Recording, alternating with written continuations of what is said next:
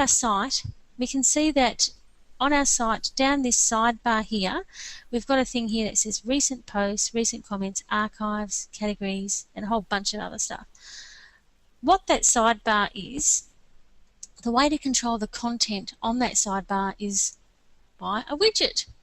And so what widgets are, and they're a way to organise the content in the sidebar, and basically where they are located is back in the dashboard, and we go into Appearance, and we hit underneath, there's a thing from Themes, we go underneath and we go Widgets.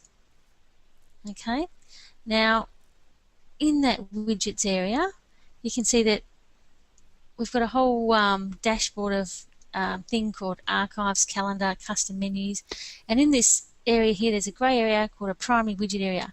That is your sidebar that you can see on your website. So essentially all you do is, if you didn't want these, you can drag them away if you don't want them.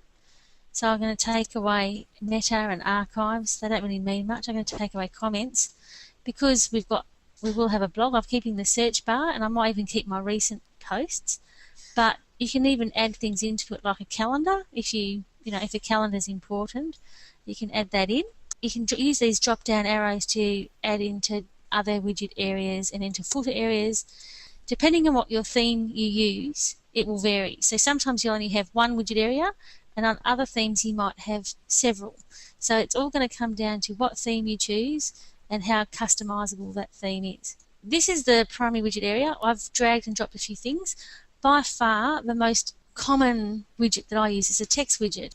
All these things drop down, they have drop down arrows, but the text widget enables you to add video into your sidebar. It enables you to add pictures to your sidebar, banner ads. You could add Google AdSense into your sidebar if you wanted to. An opt-in form, so if you wanted to give someone a giveaway and collect their name and address, then you can put an opt-in form into that text widget as well. So for me, the text widget is probably the most versatile one. And what I could do is, on that page that we created where we put the picture in, I could actually just grab that code and paste it in there, and then we could have a picture in that page. What I've done is I've actually gone over to this site and I'm clicked on this HTML tab, and I'm looking for some code that looks a little bit like my membership site, and I know that this is where my image is, because it's got, you do get to know this after a while, it's got an image and it's got widths and heights and things like that on it. So I'm just going to copy that, and then I'm going back into this appearance area and going back to that widget, and then I'm going back to my text widget, and I'm just going to copy and paste that entire code that I picked up from that page and hit the save button. I could give it a title if I wanted to. Look, what am I going to give it? Image. There we go. Let's keep things basic.